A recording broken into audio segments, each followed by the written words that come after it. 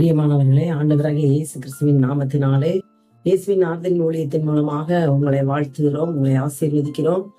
உங்களுக்கு எங்களுடைய ஊழியத்தின் மூலமாக இயேசு கிறிஸ்துவின் நாமத்தினாலே புத்தாண்டு நல்வாழ்த்துக்களை தெரிவித்துக் கொள்கிறோம். கர்த்தர் உங்களை அளவில்லாமல் ஆசீர்வதித்து பெருக பண்ணுவாராக. இந்த 2025வது வருடம் உங்களுக்கு மிகவும் ஆசீர்வாதமாய் இருப்பதாக. கர்த்தருடைய நாமம் உங்கள் மூலம் மகிமைப்படுவதாக. இந்த நாளில் கூட ஆண்டவர் என்னோடு பேசின ஒரு வார்த்தை என்னவென்றால், நம்ம மற்றவர்களுக்காக நம்ம ஜெபிக்கும் போது நம்முடைய வாழ்க்கையில என்ன ஒரு ஆசீர்வாதம் கிடைக்கிறது. சில நேரம் கடன் பிரச்சனையினால போராடி கொண்டு இருப்போம், சில நேரம் குழந்தை இல்லாமல் போராடி கொண்டு இருப்போம், சில வேளை பாத்தீங்கன்னா வேலை வாய்ப்புக்காக ஜெபித்து கொண்டு இருப்போம், சில நேரம் பாத்தீங்கன்னா திருமண காரியங்களுக்காக, இப்படி பலவித காரியங்களுக்காக நம்ம ஜெபித்து கொண்டு இருப்போம். ஆண்டாண்டு காலமாக ஜெபித்து கொண்டிருப்போம். இந்த காரியத்துல எனக்கு அற்புதம் நடக்கவில்லையே, இந்த காரியத்துல எனக்கு அதிசயம் நடக்கவில்லையே, இந்த காரியம் என்னுடைய வாழ்க்கையில நிறைவேறவில்லையே.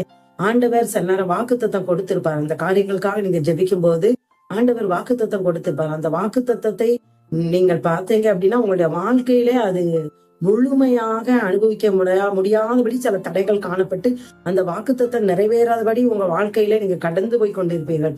இப்பொழுது கர்த்தர் சில ஒரு காரியத்தின் மூலமாக உங்களுக்கு அந்த வாக்குத்தத்தம் உங்களுடைய வாழ்க்கையில நிறைவேற வேண்டும் என்றால், அல்லது நீங்க நினைக்கிற காரியங்கள் உங்களுடைய வாழ்க்கையில நடக்க வேண்டும் என்றால் நாம் என்ன செய்ய வேண்டும், எதை செய்ய வேண்டும், எப்படி செய்ய வேண்டும் என்று சொல்லி வேதத்தின் அடிப்படையில நாம் ஒரு சில வார்த்தைகளை நம்ம தியானிக்க போகிறோம். பாத்தீங்க அப்படின்னா, இப்போ குழந்தை வாய்ப்புக்காக அநேகர் ஜெபித்து கொண்டு இருக்கிறதை நம்ம பார்க்க முடிகிறது. அநேகர் ஜெபிக்க கேட்கிறார்கள்.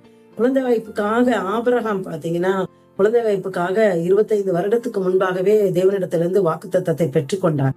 அந்த வாக்குத்தத்தம் நிறைவேறும்படியாக காத்து கொண்டு இருக்கிறார். கர்த்தர் வாக்குத்தத்தத்தை கொடுத்து விட்டால் நிச்சயமாக நிறைவேற்றுவார் என்று சொல்லி அவர் வாக்குத்தத்தம் நிறைவேறும்படியாக காத்து கொண்டு இருக்கிறார், ஜெபித்து கொண்டு இருக்கிறார். அப்பொழுது இடையில ஒரு காரியம் நடக்கிறது. ஆதியாகமம் 20வது அதிகாரத்துல ஆபிரகாம் பாத்தீங்க அப்படின்னா அவருடைய மனைவி சாராளை கூட்டிக் கொண்டு கேரார் தேசத்துல குடியிருக்கும்படி போகும்போது அங்க அபிமெலேக்கு சாராளை கடத்தி கொண்டு போகிறார். அப்பொழுது 20வது அதிகாரம், ஆதியாகமம் 20வது அதிகாரம் 7வது வசனத்தை வாசிக்கும் போது தேவன் அபிமெலேக்கை எச்சரிக்கிறார். நீ சாகவே சாவாய். அந்த பெண் ஒரு புருஷனுடைய மனைவியாய் இருக்கிறாள். அவளுடைய புருஷன் ஒரு தீர்க்கதரிசி அப்படின்னு சொல்லிட்டு அவளை நீ தொட்டா நீ உன்னுடைய குடும்பமும் சாகவே சாவீர்கள் அப்படின்னு சொல்லிட்டு ஆண்டவர் ஒரு எச்சரிப்பை அந்த இடத்துல அபிமெலேக்குக்கு கொடுக்கிறார். கொடுத்துட்டு அதுக்கு பிறகு சொல்றாரு, அந்த 7வது வசனத்துல 20வது அதிகாரம் ஆதியாகமம் 7வது வசனத்துல சொல்றாரு, உனக்காக நீ பிழைக்கும்படிக்கு உனக்காக ஆபிரகாம் வேண்டுதல் செய்வார், அப்பொழுது நீயும் உன் குடும்பத்தாரும் என்ன செய்வீங்க, பிழைப்பீங்க அப்படின்னு சொல்லிட்டு அந்த இடத்துல ஒரு பாத்தீங்க அப்படின்னா ஒரு ரெஸ்ட்ரிக்ஷன் அப்படின்னு கூட சொல்லலாம். ஒரு ரெஸ்ட்ரிக்ஷனை போட்டுட்டாரு. இந்த காரியத்தை செஞ்சா இந்த காரியம் நடந்ததுன்னா இந்த காரியம் நடக்கும் அப்படின்னு சொல்லிட்டு ஒரு ரெஸ்ட்ரிக்ஷன், ஒரு ஸ்ட்ராங் ரெஸ்ட்ரிக்ஷன் போட்டாரு.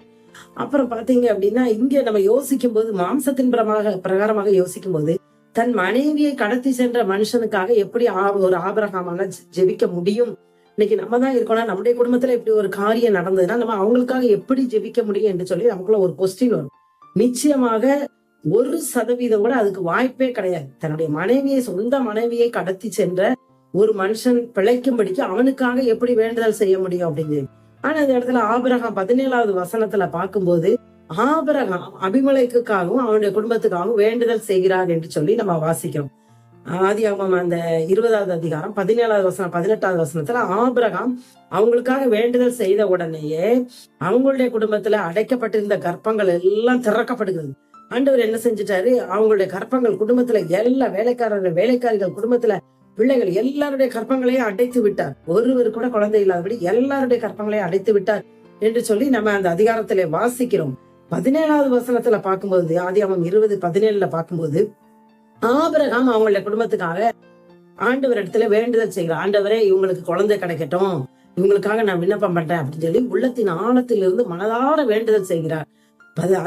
அந்த அதிகாரம் 20வது அதிகாரம் கடைசி வசனத்தை பார்க்கும்போது ஆபிரகாமுடைய வேண்டுதலை கேட்டு தேவன் அவங்க குடும்பத்துல அபிமெலேக்குடைய குடும்பத்துல அடைக்கப்பட்ட கற்பங்கள் எல்லாவற்றையும் திறந்து விட்டு அவங்களுக்கு ஒரு ஆசீர்வாதத்தை கட்டளையிடுகிறார். சரி, ஆபிரகாம் ஜெபிச்சதுனால எந்த குடும்பத்துக்காக ஜெபிச்சாரோ அந்த குடும்பத்துல ஆசீர்வாதம் கிடைக்குது. சரி, ஆபிரகாமுக்கு என்ன கிடைச்சது அப்படின்னு சொல்லி பார்க்கும்போது 100 வருஷமா காத்திருந்த ஆபிரகாமுக்கு குழந்தை இல்லாமல் ஒரு குழந்தைக்காக ஏங்கி கொண்டிருந்த ஆபிரகாமுக்கும் சாராளுக்கும் பாத்தீங்கன்னா 21வது அதிகாரம் 1வது வசனம், ஆதியாகமம் 21வது அதிகாரம் 1வது வசனத்தை 2வது வசனத்தை வாசிங்க. அவங்களுக்கு உடனே குழந்தை உடனே கிடைச்சது. வருஷ கணக்குல காத்திருக்கிறாரு. 25 வருடம், 30 வருடம், 100 வயசு வரைக்கும் காத்திருக்காரு. அந்த அம்மா 90 வயசு வரைக்கும் காத்திருந்து, அவ்வளவு வருஷ கணக்குல காத்திருந்து அந்த குழந்தை பாக்கியத்துக்காக காத்திருந்து ஜெபித்து கொண்டு இருக்கிற அந்த நேரத்துல தன்னுடைய பகைஞனுக்காக ஜெபித்த உடனேயே ஆபிரகாம் சாராளுக்கு ஆண்டவர் குழந்தை பாக்கியத்தை உடனே அந்த 21வது அதிகாரம் 1வது வசனம் 2வது வசனத்துல உடனே நம்ம பாக்குறோம். அந்த முந்தின அதிகாரத்துல ஜெபிக்கிறாரு, பகைஞருக்காக குழந்தைகளுக்காக குழந்தை வேணும்னு சொல்லி ஜெபிக்கிறாரு. அடுத்த அதிகாரத்துல இவருக்கு குழந்தை கிடைத்தது. அது போல இன்னைக்கு நம்மளுடைய காரியங்கள்ல பாத்தீங்க அப்படின்னா, இப்படிப்பட்டவர்களுக்காக, குழந்தை இல்லாதவர்களுக்காக ஜெபிச்சோம் அப்படின்னா நமக்கு குழந்தை பாக்கியம் கிடைக்கும். கடன் பாரத்தோட நம்ம இருக்கிறோம் அப்படின்னா, கடன் பாரத்துல கஷ்டப்படுகிற ஜனங்களுக்காக ஜெபிக்கும் போது நம்முடைய கடன் பாரத்தை ஆண்டவர் எடுத்து போடுவார். அதுபோல வேலை வாய்ப்பு இல்லாத பிள்ளைகளுக்காக நம்ம ஜெபிக்கும் போது நம்மளுடைய பிள்ளைகளுக்கு ஆண்டவர் வேலை வாய்ப்பை கொடுப்பார். திருமண பாக்கியத்துக்காக காத்திருக்கிற பிள்ளைகளுக்காக நம்ம ஜெபிக்கும் போது ஆண்டவர் நம்முடைய பிள்ளைகளுக்கு திருமணத்தை ஆயத்தப்படுத்தி கொடுப்பார். அதனால யாருக்காக நம்ம ஜெபிக்கிறோமோ, என்ன காரியம் நமக்கு தேவையோ அதை மற்றவர்களுக்காக நம்ம அந்த காரியத்தை பாரத்தோடு, உண்மையோடு, உத்தமத்தோடு உத்தரவாதம் பண்ணி ஜெபிக்கும் போது நம்முடைய குடும்பத்துல நம்ம ஜெபிக்காமலே அற்புதம் நடக்கும். இப்பொழுதும் கூட நம்முடைய குடும்பத்துல அற்புதம் நடக்கும்படியாக மற்றவர்களுக்காக நாங்க ஜெபிக்கக்கூடிய அந்த பாரத்தை எங்களுக்கு தாங்க ஆண்டவரே என்று சொல்லி நம்ம கேட்க போகிறோம். அன்பின் ஆண்டவரே, துதிக்கிறோம், ஸ்தோத்தரிக்கிறோம். ஆபிரகாமுக்குள்ள ஆண்டவரே, மற்றவர்களுக்காக திறப்பிலே நிற்கக்கூடிய ஒரு நல்ல ஒரு ஆத்தும பாரத்தை கொடுத்திருந்தீங்க ஏசப்பா. ஒரு உண்மையான ஆத்தும பாரம், ஒரு உத்தரவாதம் பண்ணி மற்ற ஜனங்களுக்காக ஜெபிக்கக்கூடிய ஒரு நல்ல ஒரு ஆத்தும பாரத்தை ஆண்டவரை ஆபிரகாமுக்கு கொடுத்திருந்தீங்க தகப்பனே. இப்பொழுது எங்களுக்குள்ளே ஆண்டவரை அப்படிப்பட்ட ஆத்தும பாரம் இறங்கட்டும் ராஜா. நாங்கள் எங்களுடைய குறைவுகளையே நாங்கள் நினைத்து கொண்டு இருக்காதபடி ஆண்டவரை மற்றவர்களுக்காக தரப்பிலே நிற்கக்கூடிய அப்படிப்பட்ட கிருபையை கர்த்தர் எங்களுக்கு தருவீராக. மற்றவர்களுக்காக ஜெபிக்கும் போது நிச்சயமாக ஆபிரகாமை போல நாங்களும் ஆண்டவரே எங்களுடைய தேவைகளை நாங்கள் பெற்றுக்கொள்ளும், எங்களுடைய ஆசீர்வாதங்களை நாங்கள் பெற்றுக்கொள்வோம் ராஜா.